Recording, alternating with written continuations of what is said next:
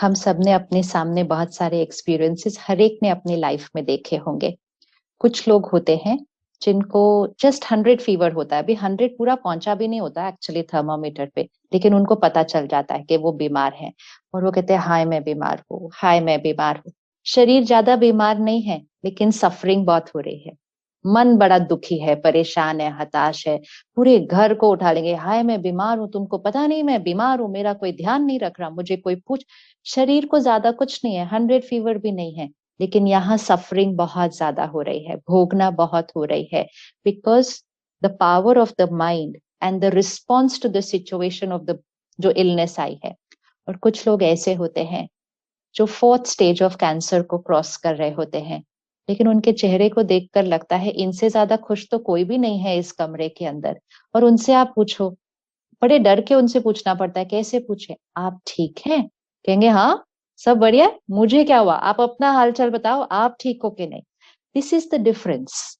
सो बीमारी का मैग्नीट्यूड अलग अलग है, भोगना का मैग्नीट्यूड भी बिल्कुल अलग अलग है, इसका और इसका। It is mind over matter, it's mind over matter. तो किसी का 100 बुखार है लेकिन मन की क्षमता डेवलप नहीं की है उतनी पॉजिटिविटी, तो उससे ही परेशान हो जाते हैं।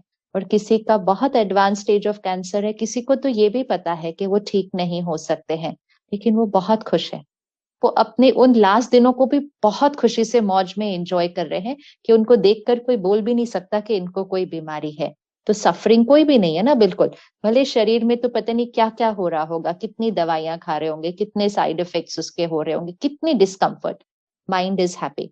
So it's mind over matter, not matter over mind, ये हमें याद रखना है।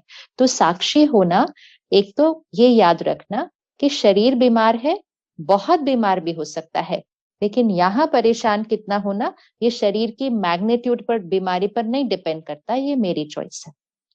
तो जिस तरह का हम चिंतन करेंगे, इसलिए हम कभी नहीं कहते हाय मैं बीमार हूं, मैं बीमार नहीं हूं, क्योंकि ये मेरा शरीर है, मैं यहाँ हूं। तो कोई पूछता है आप बीमार हो, तुम कहेंगे हाँ मेरा शरीर बीमार है, मैं बिल्कुल ठीक हूँ। ये दोनों को डिफरेंट करना होगा। नेवर से मैं बीमार हूं, मैं नहीं बीमार, मैं नहीं बीमार, मेरा शरीर बीमार है। इट्स लाइक अगर मेरी ये साड़ी फट जाए तो मैं थोड़ी कहूंगी मैं फट गई, मेरी साड़ी फट गई, आई बी फाइन, मेरी साड़ी फट गई, अभी ठीक कर लेंगे इसको। लेकिन जब हम कहते हैं मैं बीमार हूँ, मुझे डायबिटीज है, मुझे हाइपर, इट्स नॉट मुझे, इट्स टू माई बॉडी, ये मेरे शरीर को है। This is the first step of detachment.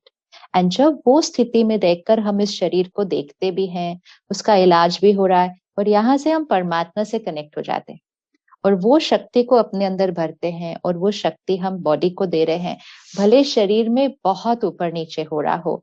दादी जानकी जी ने पिछले साल 104 साल की एज में अपने पुराने शरीर का त्याग किया। बहुत सारी बातें आई थी उनके शरीर में उससे पहले भी। और मुझे याद है कि माउंट आबू में डॉक्टर्स की रिट्रीट होती है हर साल, और पिछले मतलब 2019 में ही मैं दादी जी के साथ स्टेज पे थी एंड 1000 डॉक्टर्स थे सामने। तो दादी ने मुझे कहा इन सबको बता दो, इनकी दवा मुझे नहीं चलाती है अभी, इनकी दवा ने तो मुझ पर काम करना बहुत पहले बंद कर दिया है, अब तो मुझे परमात्मा की दुआ और इन सब की दुआ चलाती है, मैं दुआओं से चलती हूँ। So the mind here was so positive that even when medical science said कि उनका शरीर अब नहीं चल सकता, तो in 2019 वो यूएस गए, वो लंदन गए, वो मिडिल ईस्ट गए, और फिर वो इंडिया में इतना सब ट्रैवल करके आए, जबकि रोज रात को डॉक्टर कहते कल सुबह का प्रोग्राम कैंसिल कर दो, कहती थी हाँ हाँ ठीक है ठीक है, and next morning she would be ready before everybody else. So you know the mind and the body, अगर माइंड उस ईश्वरीय शक्ति से जुड़ा रहे और खुद हमेशा सकारात्मक रहे, तो शरीर के इलाज करवाते रहो, ये खुश रहेगा तो ये जल्दी भी ठीक हो जाएगा। So it's just practice. But इसको हम ऐसा डिटैचमेंट मतलब ऐसे फोर्सफुली नहीं कर सकते, हम इसको एनर्जाइज करते हैं।